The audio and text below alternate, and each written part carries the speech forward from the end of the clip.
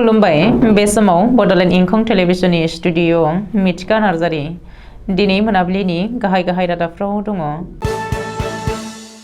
मसलपुराव अमा मिशन मावथांखिनि फोरोंथाय मावबादा।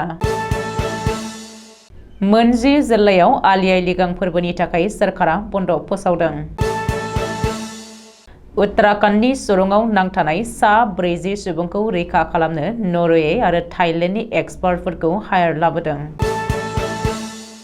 गुवाहाटीआव गंसे टाटा DI गारिनिफ्राय गोबां बिबांनि हेर'इन मोनदों, सानैया हमजाबाय। खुंगा 112थि बर' थुनलाइ आफादनि जोनोम सानखौ जनायनि मोनब्रै आफादा जथायै खुंदों। दानिया फैदोनि आबुं रादाबाव।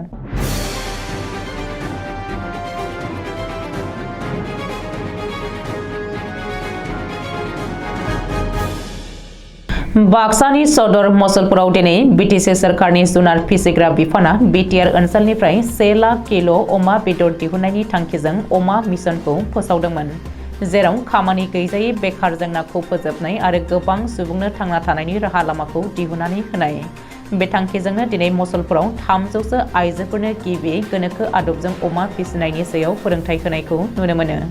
BTC सोरखारनि जुनार बिफाननि मावफुं सोद्रोमा राकेश ब्रह्मआ फोरमायथिनाय बायदिब्ला देग्लाय बोसोराव खमैबो 4 जिल्लानि सिङाव सा 5,000सो आबादारिफोरनो अमा मिशननि जोहै फोरोंथाय होनाय जागोन आरो फिसिनायनि थाखाय अमा फिसाफोरखौ राननानै होनाय जागोन होननानै फोरमायो।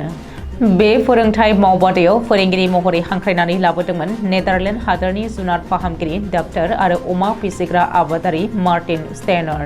बे फोरोंथाय होनाय हाबाफारियाव फोरोंथाय होनानै खौरां बिजोङाव बिथाङा BTR सोरखारनि अमा मिशनखौ लानानै खामानि मावनो लानायखौ बाख्नायनायजों लोगोसे बेखौ थारैनो मावफुंनो हायोब्ला बेनि जोहै गोबां जौगानाय आरो सोलायनाय फैगोन होननानै फोरमायो। बे फोरोंथाय मावबादायाव नुजाथियो BTC एनिमेल हासबेन्ड्रि एन्ड भेटेनारि बिफाननि CHD डक्टर JP दास, बाक्सानि DO प्रेगु भास्कर नाथजों लोगोसे गोबां मावख'गिरिफोरा। गिबि मन्त्रि डक्टर हिमन्त बिश्व शर्माजों दैदेनजानाय आसाम केबिनेटआ मिसिं हारिनि आलि आइ लिगां फोरबोनि थाखाय बन्द फोसावदों। केबिनेट मन्त्रि डक्टर रनज पेगुआ टुइटारनि जोहै मिथिहोदों। आसामनि मोनजि जिल्ला फारियै धेमाजि, सा लखिमपुर, सनितपुर, बिश्वनाथ, गलाघाट, शिबसागर, जरहाट, डिब्रुगड़, तिनसुकिया आरो माजुलियाव आलि आइ लिगां फोरबोनि थाखाय सानसेनि बन्द फोसावदों। अदेबानि गुबुन जिल्लाफोरा बे बन्दखौ मोननाय नङा। मख'नो गोनांदि बे आलि आइ लिगां फोरबोखौ आसामनि ट्राइबेल मिसिं हारिया बोसोरफ्रोमबो फागुन दाननि गिबि बुधबार बारायाव फालिनाय जायो। बेनिखायनो देग्लाय फैगौ 2024 मायथाइनि फेब्रुवारि दानाव बे फोरबोआ खुंजागोन।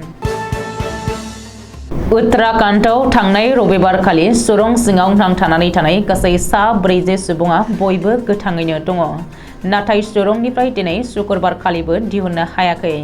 बेनिखायनो नरवे आरो थाइलेण्डनि एक्सपार्टफोरखौ हायर लाबोनाय जादों आरो रैखाथिनि खामानिया सोलिगासिनो होननानै शिलंआव फोरमायदों।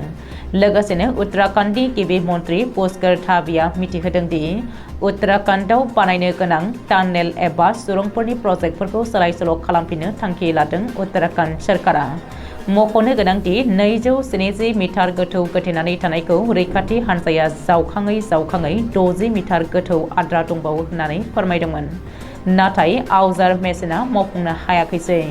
आथिखालाव सुरं सिङाव पाइपनि जोहै अक्सिजेन आरो लाव लाव जाग्रा आदार दैथायहरनानै बिसोर गासैनिबो जिउखौ रैखाथियै लाखिनो हादों होननानै फोरमायदों। बे दुखुनांथाव आरो गिख्रंथाव जाथायखौ सुलाद लानो थाखाय गिबि मन्त्रि पुष्कर सिंह धामीआ गावनो उत्तर काशीनि जोहै बै सुरं एबा टानेलाव थांनानै खौरां लाहैनायजों लोगोसेनो रैखाथिनि राहाखौ माबोरै लाजायो लोब्बायारि मावख'गिरि आरो इन्जिनियारफोरजों सावरायहैदों होननानै मिथिहोदों आरो SDRFजों लोगोसे NDRFनि जवानफोरखौबो बे रैखाथिनि खामानियाव थिसनबाय होननानै फोरमायबावदों। मख'नो गोनांदि उत्तराखंडनि उत्तर काशी जिल्लायाव गोदानै लामानि सुरं बानायबाय थानाय समावनो हरखाबै हाब्रां गिसिखानायाव रबिबारनिफ्रायनो खमैबो सा 30 सुबुंफ्रा सुरं सिङावनो नांथानानै दंमोन। गासै 2340 मिटार गोलाव बे सुरंआव 270 मिटार गोथौ थांनानै बे जाथाया जादों। खौरांखौ मोननाय लोगो लोगोनो उत्तर काशी जिल्लानि DM आरो SPआ जाथाय जानाय जायगा एबा सुरंआव सौहैदों आरो लोगोसेनो SDRFनि हानजायाबो सौहैबाय होननानै मिथिहोदोंमोन। लोगोसेनो उत्तराखंड SDRFनि गाहाय बिबानगिरि एबा कमान्डार मणिकान्त मिश्रआ फोरमायथिनाय बायदिब्ला दासिमबो रैखाथिनि खामानिया सोलिगासिनो दङ आरो सम नांबावनो हागौ। मानो होनोब्ला 270 मिटार गोथौसिम हाबफैनांगौआ गोब्राब जानानै फैदों। मणिपुरनि सरासनपुरनिफ्राय फैनाय गंसे टाटा DI गारिनिफ्राय गुवाहाटी पुलिसा 1 किल'ग्राम अजननि हेर'इन एबा ड्राग्स जब्द खालामनो हादों। NL01A8541 नम्बरनि टाटा DI गारिखौ पुलिसनि स्पेशल टास्क फर्सआ सिग्रोमदोंमोन। लोगोसेनो गारिनि ड्राइभार तमिजुर रहमान आरो आब्दुल रहमान मुंनि सानैखौबो पुलिसआ एरेस्ट खालामदों। पुलिसनि सुलुङाव फोरमायथिनाय बायदिब्ला बिसोर सानैबो मणिपुरनि सरासनपुर जिल्ला लियंनि थागिबि। गुबुन फारसेथिं पुलिसआ गुवाहाटी खानापारा ओनसोलाव 45 बोसोर बैसोनि सासे आइजोनिफ्राय 554.5 ग्राम अजननि ब्राउन सुगार एबा ड्राग्स हमनो हादों होननानै मिथिहोबावदों। हमजानाय आइजोनि मुंखौ प्रनिता दास होननानै फोरमायदों पुलिसआ। खुंगा 38थि बोसोरसालिया जथुमा जनाय जिल्ला बर' थुनलाइ आफाद लोगोसे खुंगा 39थि बोसोरारि जथुमा जनाय गुदि बर' थुनलाइ आफाद खुंगा 25थि बोसोरारि जथुमा जनाय दख'रा दुलाराय बर' फरायसा आफाद आरो खुंगा 21थि जनाय दख'रा दुलाराय बर' आइजो अनसाय आफादनि बोसोरारि जथुमाखौ बृहस्पतिबारखालि बर' थुनलाइ आफादनि 72थि जोनोम सान खुंनायजों लोगोसेनो जथायै खुंदों धेमाजि जिल्लानि जनायाव। हाबाफारि बायदियै फुंबिलिनि समाव बिफां गायनाय हाबाफारिखौ गाजा गोमजायै मावफुंनाय जायो। बृहस्पतिबारखालि 16 नभेम्बर खुंगा 72थि बर' थुनलाइ आफादनि जोनोम सान हाबाफारियावनो जनाय जिल्ला बर' थुनलाइ आफादनि फिरफिलाखौ बिरहोयो जनाय जिल्ला बर' थुनलाइ आफादनि आफादगिरि दिलीप बसुमतारिया। फिरफिला बिरहोनाय हाबाफारिखौ मावफुंखांनायनि उनाव बर' हारिनि जिउ बावलांनाय गेदेमाफोरनो बिबार बावजेनो जनाय जिल्ला बर' थुनलाइ आफादनि लेङाइ आफादगिरि धनेश्वर नार्जारिया। बे हाबाफारिजोंनो लोब्बा लाखिनानै आंनि बिमा राव आंनि सोलोंथाइनि सायाव मोनसे सावरायमेलबो लानाय जायो।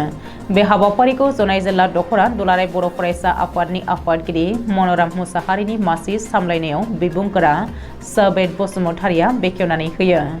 मख'जाथावदि आजिरा मोननाय फोरोंगिरिफोर आरो जिल्लानि साबसिन फोरोंगिरिनो मान बावनाय हाबाफारिबो लानाय जायो। बृहस्पतिबारखालि खुंगा 72थि बर' थुनलाइ आफादनि जोनोम सान गेवलां मेलखौ बेखेवनानै होयो मिरु खौसेथि बर' सुबुं आफादनि आफादगिरि मनरन्जन बसुमतारिया। बे हाबाफारियावनो गाहाय आलासि महरै बाहागो लायो BKWACनि मावफुं सोद्रोमा मिहिनेश्वर बसुमतारिया आरो थांखिजानाय बुंथिगिरि महरै बाहागो लायो मिरु बर' थुनलाइ आफादनि नेहाथारि सोरजिला औवारी, मिरु दुलाराय बर' फरायसा आफादनि नेहाथारि बड'सा ब्रह्मआ। आरो बे हाबाफारियावनो माननि आलासि महरै बाहागो लायो जनाय जिल्ला बर' थुनलाइ आफादनि आफादगिरि गायसनगिरि बीरेन्द्र कुमार ब्रह्म, गाहाय नेहाथारि मलेन्द्र औवारी आरो गोबाङानो हाबाफारियाव बाहागो लादोंमोन। दिनै मोनाबिलिनि रादाबा एसेनोसै। गोजोन्थों।